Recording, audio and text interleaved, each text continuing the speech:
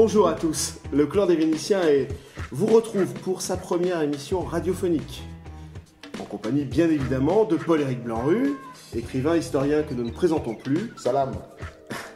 Et notre invité, le philosophe et écrivain Pierre d'Ortiguet. Bonjour messieurs, merci. Bonjour Pierre, ça va? Merci, très bien, oui, très bien. Alors, il faut quand même commencer peut-être aussi. par dire que Pierre est un vieil ami, on se connaît depuis 8 ans, à peu de choses près, mais on se connaît par le monde virtuel, enfin on s'est connus par des échanges de mails, avec des amis communs, etc.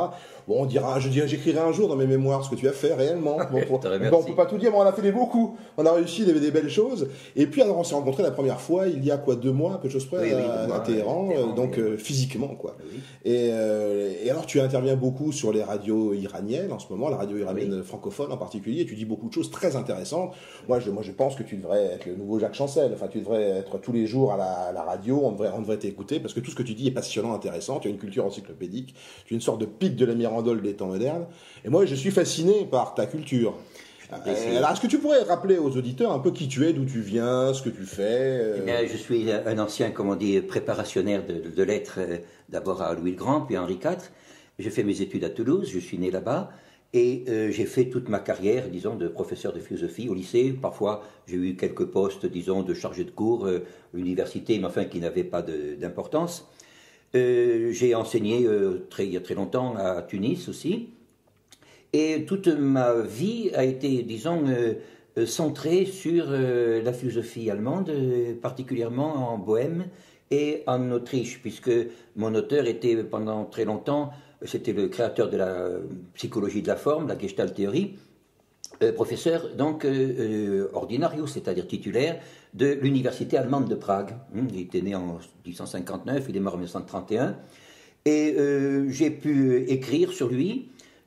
Principalement à Graz, c'est-à-dire en Styrie, à la frontière donc slovène, qui est une ville très importante, qui a abrité Kepler autrefois, et et puis Boltzmann dans les temps modernes. Le comte de Chambord, sur lequel j'ai fait mon mémoire de maîtrise, il est passé assez souvent là-bas. Oui, en effet. La Styrie est un de ses domaines de chasse de prédilection. La Styrie, on dit que c'est un des États où peut-être la culture proprement allemande est florissante, puisqu'on y trouve même une reproduction de la villa Wanfried de Wagner, la villa de Bayreuth. Elle a été reconstituée là-bas, du vivant même du maître.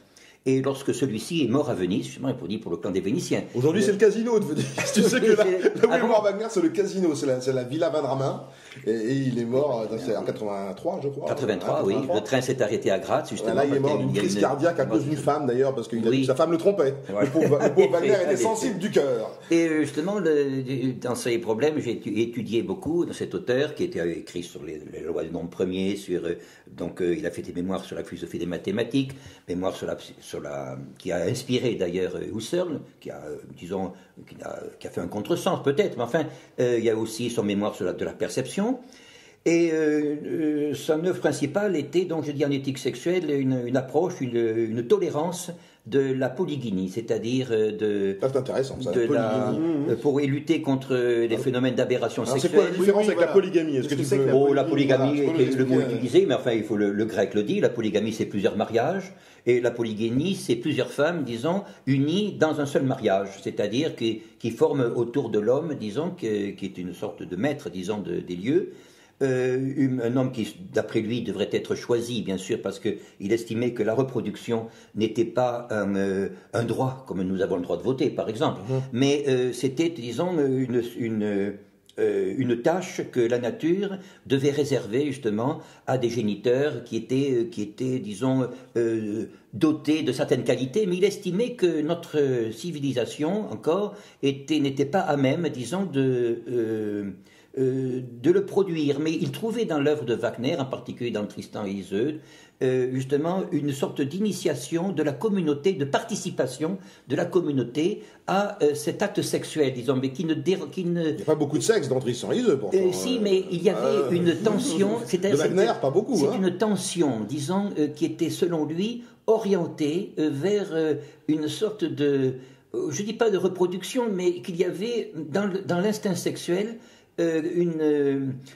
disons, quelque chose qui peut qui peut se rapprocher de ce qu'en esthétique on appelait le sublime. Vous voyez.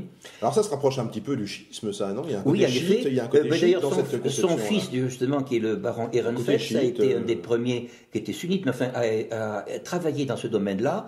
Il a travaillé sur le fameux mariage, on pourrait en parler du mariage chiite, tu peux en dire. Oui, en effet, bon, le mariage chiite. Parenthèse. Disons que je ne sais pas si c'est exactement, disons, propre au chiisme, mais disons qu'il est cultivé, c'est-à-dire qu'il y a une sorte de tolérance. C'est tout le même, c'est une sorte de. J'insiste sur le terme de tolérance, de liberté. La liberté est donnée, disons, de fréquentation d'une femme dans certaines situations.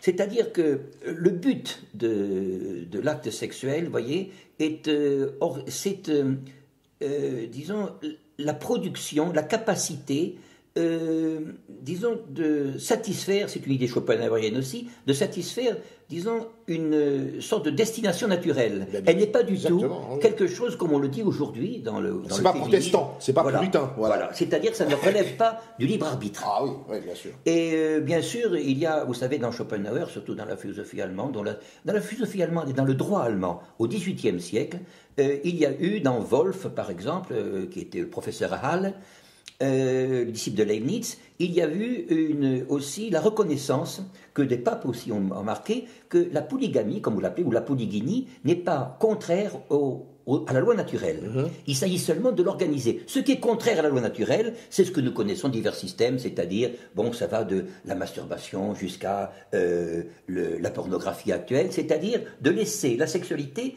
uniquement dans la représentation. Tariq Ramadan dit une chose assez intéressante, il dit que Louis XIV avait de multiples maîtresses, on les connaît toutes, enfin la Vallière, Montespan, etc. Il y en a eu beaucoup, et il dit que évidemment il vivait ça dans son catholicisme, mais il devait aller se confesser après, il avait un problème, tandis que les sultans dans leur harem n'avaient pas ce genre de problème, ils faisaient ça de manière tout à fait décomplexée. En effet, si vous regardez... Ils étaient musulmans. Oui, mais vous savez, Goethe disait que nous naissons et nous mourons musulmans. Oui. Mais bien sûr, d'ailleurs c'est ce que dit l'islam. Hein. C'est ce que dit l'islam, et d'ailleurs il n'y a pas de ce point de vue, je dis ceci pour pouvoir apaiser les fausses inquiétudes actuelles, de différence métaphysique fondamentale entre ce qu'on appelle le christianisme et l'islam. L'un est en réalité, disons, le prolongement de l'autre. Vous savez que le mot d'infidèle, le mot de kafir, vous voyez, on l'a souvent rapproché du terme de coffre, vous voyez, en français, c'est-à-dire, et c'est ce qui recouvre une idée, ou disons, une religion qu'on dit adamique, une religion fondamentale, une religion première. Alors bien sûr, il est très difficile toujours de séparer ce qui est naturel de ce qui est ajouté, vous voyez, ce qui est, disons, naturel, de ce qui relève, disons, d'une convention, parce que l'homme disons, utilise son imagination, mais, disons, souvent se repose sur l'imagination.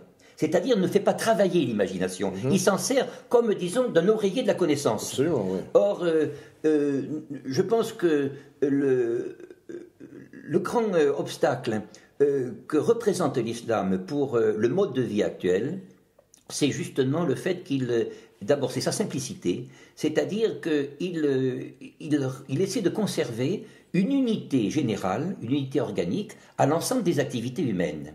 Alors que nous le scindons. Mais vous savez, je vais vous dire, puisque vous me présentez... Mais l'islam considère tout comme sacré, il faut peut-être le dire aux gens. Les gens qui disent, mais l'islam, il confond tout, mais il confond pas tout. Il considère que tout est sacré, et que nous avons une sorte de déchéance et de décadence, et que nous profanons le sacré.